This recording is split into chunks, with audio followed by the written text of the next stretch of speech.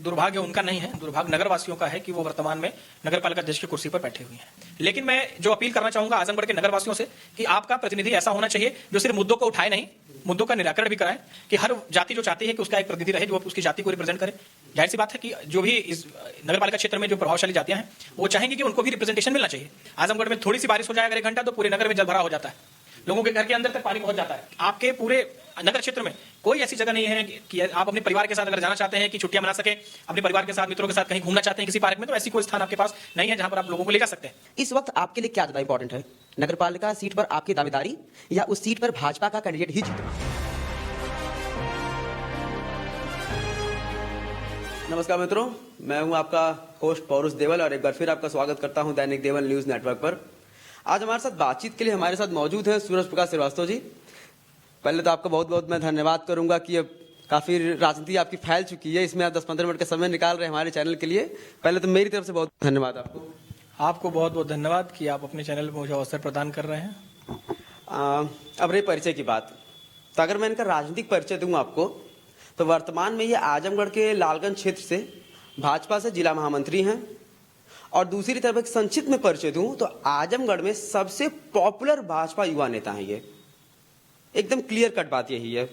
और दूसरा परिचय अगर मैं आपका प्रोफेशनल परिचय दूं मैं, तो प्रोफेशनल परिचय यह है कि एक बहुत ही कुशल इंटरनेशनल प्लेयर हैं। और वे इंटरनेशनल प्लेयर ऐसे वैसे नहीं, इंडिया को रिप्रेजेंट करते हैं इंटरनेशनल प्लेटफॉर्म पे, कई सारे पदक जीत चुके हैं, कई जगह सम्मानित हो चुके हैं। तो उसकी तो भरमार है आपके घर में पदकों की। तो मैं कभी आपको जरूर टूर कराऊंगा इनके पदकों का, आएंगे घर पे ले चल के कि कितने इन्होंने इंटरनेशनल टूर्नामेंट जीते हैं, कितने नेशनल टूर्नामेंट जीते हैं और कहाँ कहाँ इनको किसने कितने सम्मानित किया है। खैर, आज के हमारे इंटरव्यू का जो सेंटर्ड हमारा इंटरव्यू रहने वाला, जिस पर केंद्रित रहेगा, वो है नगरपालिका चुनाव। तो आइए सीधा आपको इनसे जोड़ते हैं, अपने सवालों के जवाब लेने का प्रयास करते हैं। हम उम्मीद करते हैं कि आप हमारे सवालों के जवाब हमारे अनुरूप देंगे, ना कि अपने अनुरूप। तो पहला सवाल देखिए मेरा आपसे सीधे यही रहेगा कि आपका इतना सक्सेसफुल इंटरनेशनल करियर चल रहा है और अभी कंटिन्यू आप एक्टिव प्लेयर भी हैं, तो ऐसे में पॉलिटिक्स की तरफ कब रुझान हुआ और क्यों रुझान हुआ? देखिए, खेल के साथ साथ मुझे शुरू से ही राजनीति पसंद थी। एक तरह से स्पीच देना, डिबेट करना एक मेरी हॉबी रही। तो खेल के साथ साथ, पढ़ाई के साथ साथ मैंने शुरू से इस हॉबी को डेवलप करते रहा। फिर मुझे राजनीतिक प्लेटफॉर्म मिला भारतीय जनता पार्टी में, मैं युवा मोर्चा का जिला अध्यक्ष बना और तब से लगाए हुए आज भारतीय जनता पार्टी के मैं जिले का महामंत्री हूं। तो एक राजनीतिक रुझान जो होना चाहिए था बचपन से मुझे भारतीय जनता पार्टी की तरफ था, और दूसरा एक जो मेरी हॉबी थी उसे डेवलप करने का मुझे एक बहुत बड़ा प्लेटफॉर्म भारतीय जनता पार्टी ने दिया। इसलिए एक्टिव पॉलिटिक्स में मैं हूँ खेल के साथ साथ। तो पूरी तरह से एक्टिव हैं आप, तो दिखता भी है, कहने वाली क्या बात है। अगर सीधे सीधे नगरपालिका बात करूं मैं, तो इस वक्त वर्तमान में अध्यक्ष नगरपालिका काबिज हैं। उनके कार्यकाल को किस तरह देखते हैं आप? अगर उनके 5 साल के कार्यकाल को आपसे पूछूं कैसा देखते हैं आप, उनके अच्छे काम बुरे काम, तो क्या गिनाना चाहेंगे आप? देखिए, पुराने लोग जो भारतीय जनता पार्टी के जो भी लोग हमारे इस चुनाव में आज उतर रहे हैं, वो जाहिर सी बात है वो चाहते हैं कि जो मोदी जी और योगी जी जो कार्यों को कर रहे हैं पूरे देश में, वो नगर पालिका में कर सके। तो मैं भी एक भारतीय जनता पार्टी से टिकट का दावेदार हूँ, नगर पालिका अध्यक्ष के लिए मांग रहा हूँ। पुराना मैं नहीं जाना चाहूंगा, लेकिन बस इतना कहना चाहूंगा कि जो माननीय प्रधानमंत्री जी ने, जो माननीय मुख्यमंत्री जी ने जो कार्यों को करने के लिए एक प्लेटफॉर्म दिया, उस कार्यों को हम लोग निभा रहे हैं। लेकिन जो पुराने अध्यक्ष नगर पालिका के इस कुर्सी पर बैठे हुए हैं, किसी राजनीतिक दल, मुझे लगता है समाजवादी पार्टी से उनके ताल्लुकात हैं, वो कहीं न कहीं जो विकास की धारा दिल्ली से लेकर के लखनऊ से चल रही, उसे आजमगढ़ में रोकने का कार्य उन्होंने किया। और ऐसा कोई उल्लेखनीय कार्य विगत 5 सालों में नहीं हुआ जिसे हम आपके सामने यहाँ प्रस्तुत कर सकें। और मैं उनकी डिमेरिट्स मैं खुद क्या बताऊं, आप अगर जनता से इस चीज को पूछेंगे तो वो बताएंगे, क्योंकि आप अगर उनसे पूछने भी जाएंगे वर्तमान नगर पालिका अध्यक्ष के कार्यालय पर, तो वहां आपको ताला लटका मिलेगा। और इससे ज्यादा मैं आपको कुछ नहीं कह सकता कि एक इजी गवर्नेंस जो चाहिए थी नगर पालिका में, वो नहीं मिली। एक तो भारतीय जनता पार्टी के जो कार्य चलते रह रहे हैं, जनहित के कार्य जो हैं, उसे धरातल पर उतारना बहुत बड़ा कार्य होगा। कहीं न कहीं मेरे मन में एक टीस है कि जो आजमगढ़ का विकास होना चाहिए था वो नहीं हो पाया है। आजमगढ़ में जिस प्रकार की सड़कें होनी चाहिए, जिस प्रकार की नाली होनी चाहिए, एक प्लान्ड डेवलपमेंट जिस प्रकार से होना चाहिए था, नगर विकसित होना चाहिए था, वो नहीं हो पाया है।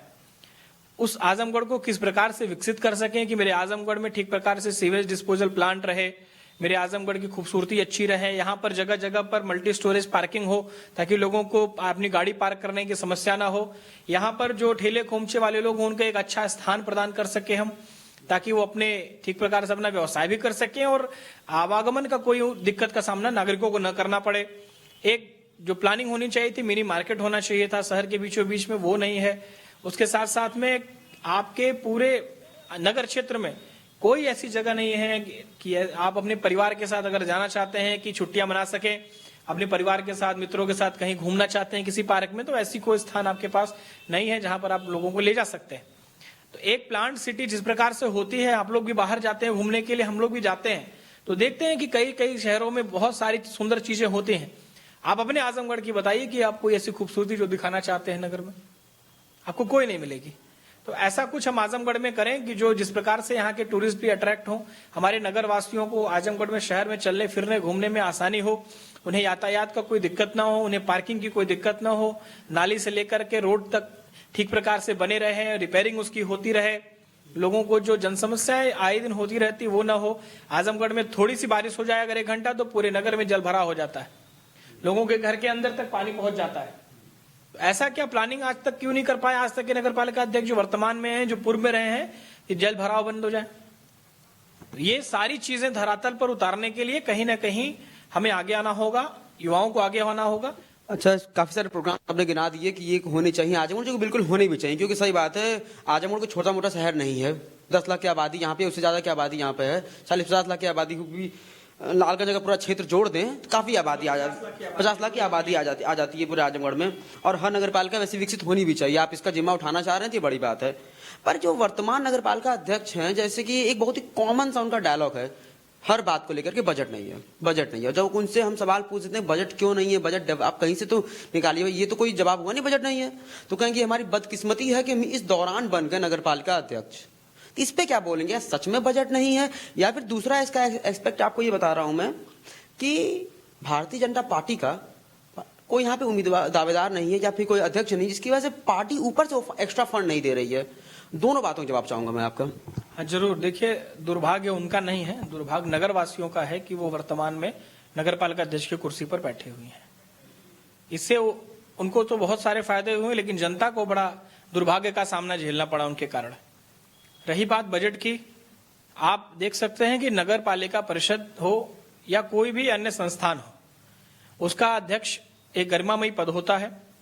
बजट सरकार हर एक नगर पालिका, हर एक नगर पंचायत को एक सीमित जो देती है, जो रेगुलर बजट होता है वो लगातार मिलता रहता है, कई मदों में मिलता है। आप स्वयं भी अपना आय विकसित करते हैं, गृह कर से, जर कर से और कई प्रकार के कर से आप हैं। जरा उनसे यह भी पूछिएगा कि 5 से 7 करोड़ रुपए का केवल जलकर का बकाया है नगर पालिका में, क्यों नहीं उसकी वसूली कराई गई? और आज नहीं तो कल कोई अगर नगर पालिका की कुर्सी पर बैठेगा तो जो बकाया है नगर का, वो आप नागरिकों से ही तो वसूला जाएगा। क्यों नहीं कैंप लगा करके उन्हें जागरूक करके ये वसूली कराई गई? और उसके साथ साथ में आपने क्या ऐसी कोई नागरिक को विकसित करने की प्लानिंग शासन को भेजा जो बजट आपको स्वीकृत नहीं हुआ? ऐसा कोई प्लानिंग आपने अगर भेजा हो अपनी बोर्ड से प्रस्ताव करके, तो जनता को दिखाने का कार्य करें। आपकी योगी आदित्यनाथ जी की सरकार लगातार विकास के लिए तत्पर है। हम लोगों ने अभी सीवेज ट्रीटमेंट प्लांट की जमीन तो इन लोगों ने खरीदी थी, माननीय नगर विकास मंत्री से मिलकर के लगातार हम लोग प्रयास किए, और अभी जल्दी ही आपको पेपर में पढ़ने को आया होगा कि यहाँ आप सीवेज ट्रीटमेंट प्लांट लगने जा रहा है। वो कहीं ना कहीं भारतीय जनता पार्टी के कार्यकर्ताओं और हम जैसे लोगों ने जाकर के जो मेहनत किया उसका नतीजा है। तो आपको मांगना चाहिए, और मांगने में कहीं ना कहीं कमी रह गई है, कसक रह गई, जिसके कारण उनको बजट प्राप्त नहीं हुआ होगा या उन्होंने मांगा ही नहीं होगा। और आजमगढ़ नगर को विकसित करने के लिए स्वयं आप अगर अच्छा प्रस्ताव भेजेंगे तो शासन निश्चित ही स्वीकृत करके भेजेगा, लेकिन उसके लिए भी भारतीय जनता पार्टी का अगर कोई प्रतिनिधि नगर पालिका अध्यक्ष की कुर्सी पर बैठता है तो जाहिर सी बात है शासन चाहता है कि उसके मंशा के अनुरूप कार्य हो, तो वो ज्यादा से ज्यादा बजट अलॉट करके नगर में भेजने का कार्य करेगा, जिससे आजमगढ़ नगर का विकास होगा, नगर वासियों का फायदा होगा। आप बजट पे काफी आपने अच्छे समझाया बजट की बात को, किस तरह से विस्तार हो सकता है, कैसे ये बेवकूफ बना रहे जनता को। पर इसमें एक थोड़ा सा एक्सप्लेन करूंगा सवाल को अपने में कि ईओ साहब हैं, अधिकारी महोदय हैं, अगर हम मान लीजिए हमारा अध्यक्ष जी से काम नहीं हो पा रहा है तो हम ईओ के पास पहुंचते हैं, उनका क्यों ये सेम आंसर रहता है? फिर इस पे क्या कहेंगे आप? देखिए, नगर पालिका अध्यक्ष वो अध्यक्ष होता है, ईओ उनके अधीनस्थ कार्य करने वाला एक अधिकारी है जो उनके द्वारा दिए गए आदेशों का पालन करने वाला है। तो अध्यक्ष और उनके कर्मचारी, जाहिर सी बात है कि जो अध्यक्ष कहेंगे वो कर्मचारी फॉलो करते हैं, अधिकारी फॉलो करते हैं, तो उनके द्वारा भी वही जवाब दिए जाएंगे जो अध्यक्ष के द्वारा दिए जाते हैं। आप उनसे पूछिए ना कि आपने आजमगढ़ नगर की सीमा के विस्तार के लिए फाइल क्यों देरी से भेजा? आपने अगर आजमगढ़ नगर का विकास चाहते हैं तो आजमगढ़ नगर से लगा हुआ एरिया है, कोलघाट है, कोल पांडे से लगाए हुए आप देखेंगे कि पूरे करतालपुर के पास का जो एरिया है वो अभी हीरापट्टी गांव जो आता है वो भी है, सलेमपुर गांव आता है वो भी आजमगढ़ नगर के 500 मीटर के दायरे के अंदर आने वाली जगह है। यहाँ जमालपुर है, डुगडुगुआ गांव है, वो भी अगल बगल के ही एरिया है। उनको क्यों नहीं सम्मिलित किया गया? आपके बलरामपुर से लगाए अन्य क्षेत्र भी हैं जिनको नगर पालिका के अंदर रहना चाहिए, जहां तक ठीक प्रकार से सड़कें उड़कें बनी हुई हैं, जिनको नगर पालिका तक सीमा को एक्सपेंड हो जाना चाहिए था। इन लोगों ने अपने बोर्ड से प्रस्ताव करा करके नहीं दिया समय से। और अगर नगर का सीमा विस्तार होता है तो जाहिर सी बात है कि बहुत अच्छा खासा बजट नगर पालिका परिषद आजमगढ़ को प्राप्त होगा, जिससे आजमगढ़ नगर का चहुमुखी विकास करने में हमें बहुत आसानी हो जाएगी। नगर पालिका चुनाव की बात करूं, क्या मैं पूर्वांचल पूरे चुनाव की अगर बात करूं मैं, तो एक बड़ा जातिगत समीकरण होता है पूर्वांचल का। चाहे कोई चुनाव हो, चाहे विधायकी हो, सांसदीय हो, प्रधानी हो, सभासद, कोई चुनाव हो, जातियां बड़ी हावी रहती हैं। तो आपको लगता है कि आजमगढ़ के जो नगर पालिका चुनाव, इसमें जातिगत समीकरण कहीं ना कहीं काम करता है? अब मैं अगर डायरेक्टली आपसे बोलूं तो दो वर्ग खास तौर से है। एक बनिया वर्ग, इसे लोग एक कहावत तौर पे कह देते हैं कि ये बनिया वर्ग का चुनाव है। तो जातियां हावी रहती हैं कि सिर्फ क्या कहते हैं आदमी अपने बलबूते संबंधों पे और अपने अच्छे कामों पे चुनाव जीत सकता है? देखिए, ये ऐसा चुनाव है जिसमें आजमगढ़ शहर में निवास करने वाले लोग बहुत ही पढ़े लिखे, बहुत ही सौम्य स्वभाव के और बहुत ही अच्छे लोग हैं। और ये जाहिर सी बात है कि अगर कोई मतदाता अपने अध्यक्ष का चुनाव करेगा, सभासद का चुनाव करेगा, तो अपने संबंधों के आधार पर करेगा, न कि जाति देखकर करेगा। और जाहिर सी बात है कि जो भी लोकल कनेक्टिविटी जिसकी अच्छी होगी, जिसकी जनता से कनेक्टिविटी अच्छी होगी, जिसका हर वर्ग में उठना बैठना होगा, मिलना होगा, जिसकी फ्रेंड सर्किल अच्छी होगी, वो इस चुनाव को जीतेगा। और इसमें कहीं से भी जाति हावी नहीं रहेगी, क्योंकि ये ऐसे प्रबुद्ध वर्ग यहाँ नगर में निवास करता है जिसके लिए मुझे लगता है कि जाति पाति से बहुत परे हैं ये लोग, और बहुत ही प्रबुद्ध लोग हैं जो सही प्रकार से अपने प्रतिनिधि का चुनाव करेंगे। कोई भी जाति की बाहुल्यता रहे, आप देखते हैं कि बहुत सारे एग्जाम्पल मिलते हैं कि जातियां कहीं पे कहीं ज्यादा रहती हैं और चुनाव जीतता कोई और है। तो इस कारण होता है कि हर वर्ग के लोग जिसको चाहते हैं, जिसको पसंद करते हैं, जो उनकी बातों को ठीक प्रकार से सुन सके, ऐसे प्रतिनिधि को चुनेंगे जिसका इजिली जो रीचेबल है। पहली बात तो ये होती है ना कि मैं पता चला कि नगर पालिका कार्यालय में जा रहे हैं, किसी बाहुबली की आपने चुनाव जिता दिया तो नगर पालिका कार्यालय में आपको घुसने नहीं देगा, उससे नाली खड़ंजा की बात करेंगे तो डांट के भगा देगा। तो ऐसा भी प्रतिनिधि न रहे। में अक्सर देखा जाता है ये। हो सकता है कि आपकी जाति का हो वो और आपको डांट करके भगा दे, तो ये जरूरी नहीं है। आपको ऐसा नेतृत्व चाहिए होगा कि जो आपकी बातों को समझ सके, जो आपके नाली खड़ंजा से लेकर के आपके डेवलपमेंट के इश्यूज पे बात कर सके, जो आपकी बातों को सरकार के सामने, शासन के सामने रख सके। इन सारे चीजों को परख करके हमारा आजमगढ़ शहर का मतदाता इस बार अध्यक्ष और सभासद चुनेगा। चलिए, आप जो बता रहे हैं कि चुनेगा, ऐसा होगा, ऐसा करना चाहिए, वो मैं सहमत हूं आपकी बात से। पर मेरा सवाल, मैं थोड़ा सा मैं टोकरा नहीं चाहा आपको, पर सवाल ये था कि क्या ऐसा होता है आजमगढ़ के नगर पालिका चुनाव, ऐसा होता है जातियां हावी रहती हैं कि नहीं? नहीं होना चाहिए आपका एक्सपेक्ट है, जो कि अच्छी बात भी है। हमें देख के वोट करना चाहिए, कैंडिडेट कौन बढ़िया है उसकी जाति देख के वोट नहीं करना चाहिए। पर मैं डायरेक्ट ग्राउंड लेवल आपसे सवाल पूछ रहा हूं कि क्या ऐसा होता है? आप भी चुनाव 10-15 साल से लगातार देख रहे हैं और ऐसा होता है, हम सब जानते हैं। तो मैं अगर सिर्फ इस चुनाव की बात करूं, क्या होता आया है कि नहीं? देखिए, होता आया है कि नहीं ये तो मैं नहीं कह सकता, लेकिन यह माना जाएगा कि हर जाति जो चाहती है कि उसका एक प्रतिनिधि रहे जो उसकी जाति को रिप्रेजेंट करे। जाहिर सी बात है कि जो भी इस नगर पालिका क्षेत्र में जो प्रभावशाली जातियां हैं वो चाहेंगी कि उनको भी रिप्रेजेंटेशन मिलना चाहिए, चाहे वो विधानसभा हो, चाहे वो लोकसभा हो, और चाहे नगर पालिका हो और सभासद हो। सभी जाति चाहेंगी कि उनको बराबर का रिप्रेजेंटेशन मिले। पर्टिकुलर कोट करना चाहेंगे आप? नहीं, मैं किसी को पर्टिकुलर नहीं कोट करना चाहूंगा, लेकिन विधानसभा में भारतीय जनता पार्टी ने सभी जातियों को प्रतिनिधित्व दिया। और मुझे लगता है पिछली बार भी 17 में 10 विधानसभा सीटें आजमगढ़ में हैं, 10 पर अलग अलग जाति बिरादरी के लोगों ने चुनाव लड़ा, सबको प्रतिनिधित्व दिया, इस बार भी दिया। तो जाहिर सी बात है कि जो जातियां उससे बच गई होंगी उन्हें नगर पालिका में प्रतिनिधित्व देगी। बहुत ही महीन तरीके से बात रखी है आपने, समझने वाले समझ भी गए होंगे। खैर, एक बात और मैं सवाल आपसे और पूछना चाहूंगा कि जब एक नेता बनता है उसके पहले वो समाज सेवी होता है, समाज की सेवा करना उसका धर्म है, बिल्कुल बात है। आजमगढ़ में कुछ ऐसी संस्थान जो चल रहे हैं जिनका मेन उद्देश्य ही है कि वो समाज की सेवा करने, उनका मेन एजेंडा ही है, एज एनजीओ वर्क करते हैं, और उन्होंने अपने कैंडिडेट भी उतारे मैदान नगर पालिका पिछले चुनावों में। आप समझ भी रहे हैं मैं किसकी बात कर रहा हूं, पर वो चुनाव जीते नहीं कभी। ठीक, सवाल मेरा ये है कि क्या सिर्फ समाज सेवा के दम पे आजमगढ़ की नगर पालिका में चुनाव नहीं जीता जा सकता? कुछ और टैक्टिक्स अपनानी जरूरी हैं, या कि उनकी समाज सेवा में कोई कमी है? देखिए, भारतीय जनता पार्टी समाज को सर्वोपरि मान के कार्य करती है। ये बहुत बड़ा सोशल सर्विस का एक बहुत बड़ा मंच प्रदान करती है भारतीय जनता पार्टी। और मुझे लगता है कि कोरोना काल में भी भारतीय जनता पार्टी के कार्यकर्ताओं ने आजमगढ़ शहर में और उसके साथ साथ पूरे देश में जितना कार्य किया, आपने उसको नोटिस किया होगा। बहुत सारे ऐसे लोग थे जिनके पास किसी प्रकार का कोई साधन नहीं था कि वो दोनों समय का भोजन कर सके। उनके घर घर पैकेट बनवा करके भारतीय जनता पार्टी के कार्यकर्ताओं ने अपनी जान जोखिम में डाल करके भोजन पहुंचाने का कार्य किया। और न जाने शुरू से, जब से भारतीय जनता पार्टी का नींव पड़ी है, तब से समाज सेवा को प्राथमिकता मान करके देश में और देश में है। तो आजमगढ़ में जो भी लोग कार्य करते हैं, और जाहिर सी बात है कि भारतीय जनता पार्टी से ज्यादा समाज सेवा का कार्य कोई नहीं करता है। और जो चुनाव अन्य सामाजिक दल लड़ रहे हैं, सामाजिक संगठन है, चुनाव में लड़ना उनकी जिम्मेदारी है। अगर वो लड़ना चाहते हैं तो लड़े, उनके सभी का यहाँ पर डेमोक्रेसी में सभी लोग चुनाव लड़ने के लिए स्वतंत्र है, वोट करने के लिए स्वतंत्र है। लेकिन मैं जो अपील करना चाहूंगा आजमगढ़ के नगर वासियों से कि आपका प्रतिनिधि ऐसा होना चाहिए जो सिर्फ मुद्दों को उठाए नहीं, मुद्दों का निराकरण भी कराए। आप समाज सेवा करिए, बहुत अच्छी बात है, लेकिन सिर्फ मुद्दों को उठाना हमारा काम नहीं होता, उन मुद्दों को आखिर तक ले जाना भी हमारा कार्य होता है।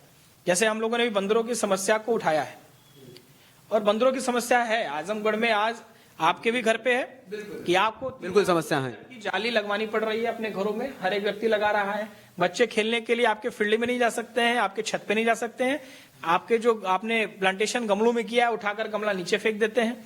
कपड़ा सुखाया अगर आपने छत पे तो बंदर फाड़ देते हैं, नीचे फेंक देते हैं। और यातायात में ही बाधित हैं, आपके सार्वजनिक जगहों पे जिस प्रकार से बंदरों का आतंक है, आप सभी लोग वाकिफ हैं उस चीज से आजमगढ़ नगर में। इस समस्या को हम लोगों ने ठीक प्रकार से उठाया हुआ है। इसके लिए टीम भी गठित हो गई है, वन विभाग के अधिकारियों से वार्ता हो गई है, अपर जिलाधिकारी स्वयं इसकी मॉनिटरिंग कर रहे हैं। और हम लोगों ने भी जो बंदर पकड़ने वाली टीम है उससे कांटेक्ट किया है, बहुत जल्दी वो टीम आने वाली है। और जो आतंकी बंदर है उन्हें पकड़ करके जिले की सीमा से बाहर मिर्जापुर, गोंडा और अन्य जंगलों में भेजने का हम लोग की प्लानिंग चल रही है। और मुझे लगता है हफ्ता 10 दिन के अंदर ये पूरा भी हो जाएगा। और उसके साथ साथ में मैंने आपको बताया कि सीवेज ट्रीटमेंट प्लांट है, उसके लिए हम लोग प्रयासरत हैं। वो प्लांट स्वीकृत हो चुका है और लगने जा रहा है आजमगढ़ में। और उसके अलावा भी आपके पुरानी जेल की जमीन है, आपके यहाँ से बस 500 मीटर की दूरी पर है, वो खाली पड़ी है। शहर के मध्य में वो जमीन है जहां पर हम ठीक प्रकार से मल्टी स्टोरेज पार्किंग, पार्क और उसके साथ साथ में मिनी मार्केट भी बना सकते हैं, जिससे आजमगढ़ शहर वासियों को बहुत फायदा होगा उसका। तो ये एक प्लानिंग रखनी पड़ेगी और आपको नगर में इस चीज का ठीक प्रकार से इंप्लीमेंटेशन हो सके, इसलिए शासन से भी आपको टच में रहना पड़ेगा और बार बार अनुरोध करके कार्य कराना होगा। जाहिर सी बात है कि कई कर्मचारी अधिकारी काम नहीं करते हैं, ठीक है, आप कर्मचारियों का काम कर ले रहे हैं, अगर वो कूड़ा नहीं उठाते तो आप कूड़ा उठा करके आप फेंक देंगे, तो अधिकारियों का काम भी करिए सामाजिक संगठन से। जिसका जो कार्य है, भारतीय जनता पार्टी उस पर विश्वास रखती है कि अगर सफाई कर्मी कार्य नहीं करता है तो उससे कार्य कराने की क्षमता लानी पड़ेगी। अगर कोई अधिकारी काम नहीं करता है तो उससे कार्य कराने के लिए आपको ठीक प्रकार से उससे मोर्चा लेना पड़ेगा। तो हम लोग जो है उन्हीं लोगों से कार्य कराएंगे जो जिस चीज का पैसा उठाते हैं, और उसके नाम पर हम समाज सेवा दिखा करके उन कर्मचारियों को काम न करना पड़ा, हम टी शर्ट्स पहन करके केवल सफाई करते रहे, अन्य कार्य करते रहे, ये कोई अच्छी चीज नहीं है। आप एक जागरूकता करते रहिए, अपने घर के आसपास सबको साफ सफाई रखनी चाहिए, लेकिन जो कार्य में जिस चीज के लिए बना हुआ है उनसे भी उस कार्य को करवाइए ना, उनके खिलाफ कार्रवाई कराइए अगर वो कार्य नहीं करते हैं तो। इस पे भी विश्वास रखना पड़ेगा आपको। मतलब मैं आपकी बात को समराइज करूं तो आपका ये कहना है कि आजमगढ़ में कोई भाजपा का प्रतिनिधित्व करने वाला नहीं है सही से, क्योंकि 10 सीटों पे क्या कहते हैं समाजवादी हैं, यहाँ के लोग भी समाजवादी मोटे मोटे, तो आप ये चाह रहे हैं कि नगर पालिका चुनाव में कोई भाजपा का कैंडिडेट जीते? देखिए, प्रतिनिधित्व तो भारतीय जनता पार्टी का, हमारा जो भी कार्यकर्ता है वो करता है। हम जो पद एक होना चाहिए उसकी बात कर रहा हूँ। हमारा चुनाव जीतना लक्ष्य नहीं है, हमारा लक्ष्य यह है कि भारतीय जनता पार्टी बूथ स्तर से लेकर के आज देश स्तर तक पहुंची है। तो कहीं कहीं कुछ चीजें होती हैं जिस कारण समीकरण के आधार पर चुनाव हार जाते हैं, लेकिन इसका मतलब ये नहीं है कि हम आगे चुनाव जीते नहीं। हमारा आज लोकसभा में हमारा सांसद है, उपचुनाव जीत करके हम सांसद बनाए हैं, जो स्वयं 10 विधानसभा का प्रतिनिधित्व कर रहा है। सही, बिल्कुल सही सही कर रहे हैं आप। लोग थोड़ा सा खफा भी चल रहे हैं, वो बात भी रीजन आप जान ही रहे हैं, व्यस्त हैं वो, कहीं काम जिस हिसाब से लोग एक्सपेक्ट कर रहे थे कि वो अचानक इतने साल बाद कोई सांसद बना है भाजपा की तरफ से आजमगढ़ में, एक्सपेक्टेशंस पे आपको लग रहा है खरे उतर रहे हैं वो? खरे उतर रहे हैं। आप देख सकते हैं अभी 1 महीने का दृश्य देखिए। आप गणेश जी मंदिर से लेकर के अगर आपको यहाँ आना रहता था तो सड़कें टूटी टाटी पड़ी हुई थी। आपको अभी काली चौरा से लेकर के जो जाती थी जमरतुर रशाद तक रास्ता पूरा टूटा था, और विगत 35 साल में माननीय मंत्री जी ने नहीं बनवाया था उस रास्ते को। सांसद बना और 6 महीने के अंदर आपके उस सड़क बन करके तैयार है। जितनी सड़कें आजमगढ़ में पीडब्ल्यूडी और अन्य विभागों से बननी थी आज बन करके तैयार है। केवल नगर पालिका के द्वारा जो नगर में इंटरलॉकिंग बननी थी, जो नाला बनना था, जो सड़क बननी थी, वो कहीं नहीं बनी हुई है। आज आपका पूरा आजमगढ़ शहर जो ठीक प्रकार से बनना था, जहां पे सड़कें टूटी हुई थी, जहां पर सड़कों की आवश्यकता थी, पूरे जनपद में कार्य हो रहा है। वो सांसद जी की देन है। सांसद जी ने प्रयास करके शासन से इस चीज को से कराया है। सरकार की भी मंशा थी कि गड्ढा मुक्ति किया जाए। आज आपके शहर में आप ठीक प्रकार से आप गाड़ी चलाते हुए जा सकते हैं, लेकिन जो नगर पालिका को कार्य करना चाहिए था वो नहीं कर रहे हैं। चलिए, अच्छा आपने चीजें क्लियर कर दी हैं, क्योंकि जब से सड़कें गड्ढा मुक्त हुई इसे क्रेडिट लेने के लोग खड़े हैं, और कौन कौन कहाँ कहाँ से क्रेडिट ले रहे हैं आप भी बेहतर जानते हैं। चलिए, अब मैं आपसे एक आखिरी सवाल पूछूंगा जो आपसे संबंधित नगर पालिका से संबंधित होगा। इस वक्त आपके लिए क्या ज्यादा इंपॉर्टेंट है, नगर पालिका सीट पर आपकी दावेदारी या उस सीट पर भाजपा का कैंडिडेट ही जीतना? मेरे लिए सबसे आवश्यक यह है कि भारतीय जनता पार्टी का कैंडिडेट ही यहां जीतना चाहिए। मैं भी अगर नगर पालिका में आऊंगा तो भारतीय जनता पार्टी का कैंडिडेट बन के ही आऊंगा। तो जाहिर सी बात है कि भारतीय जनता पार्टी का जीतना यहाँ महत्वपूर्ण है। हमारे लिए पद महत्वपूर्ण नहीं, हमारे लिए यह जरूरी है कि भारतीय जनता पार्टी का कार्यकर्ता जब इस सीट पर बैठेगा तो इजी गवर्नेंस रहेगा, ठीक प्रकार से जनता के मुद्दों को सुनेगा, जन सुनवाई करके उनका निराकरण कराएगा। आजमगढ़ में जो विजन मेरा है, तो जाहिर सी बात है अगर मेरा कोई प्रतिनिधि बैठता है या मेरे पार्टी का कोई बैठेगा तो उससे मैं कार्य कराने के लिए अनुरोध करके कार्य करा ले जाऊंगा। लेकिन कोई और अगर इस सीट पर बैठता है तो जाहिर सी बात है कि आप फेस नहीं कर पाते हैं या चीजों को ठीक प्रकार से नहीं करेगा। तो ये जरूरी है कि भारतीय जनता पार्टी का अगर कोई यहाँ बैठेगा, सरकार से संबंधित यहाँ रहेगा, भारतीय जनता पार्टी ठीक प्रकार से गवर्नेंस करेगी, योगी जी मोदी जी के कार्यों को यहाँ ठीक प्रकार से संपादित करेगा, तो जनता को भी बड़ी राहत रहेगी। और एक्स्ट्रा बजट तभी आएगा जब भारतीय जनता पार्टी का कोई यहाँ चेयरमैन बनेगा। मतलब आप स्पष्ट रूप से यही कहना चाह रहे हैं, व्यक्तिगत रूप से आपकी जो लड़ाई चल रही है दावेदारी के लिए वो तो ठीक है, पर अगर सर्वोपरि देखा जाए तो पार्टी है, उसका ही कैंडिडेट आना चाहिए, जो पार्टी बोलेगी वो मान्य होगा। चलिए, अपनी इन्हीं बातों के साथ मैं अपने सब तो पूर्णविराम लगाऊंगा, और बाकी मैं अपने दर्शकों से कहूंगा कि आप लोग मस्त रहें, अपने जीवन में सुखी रहें। और धन्यवाद हम लोग की तरफ से, दैनिक देवल परिवार की तरफ से हमारे दर्शकों का बहुत बहुत धन्यवाद।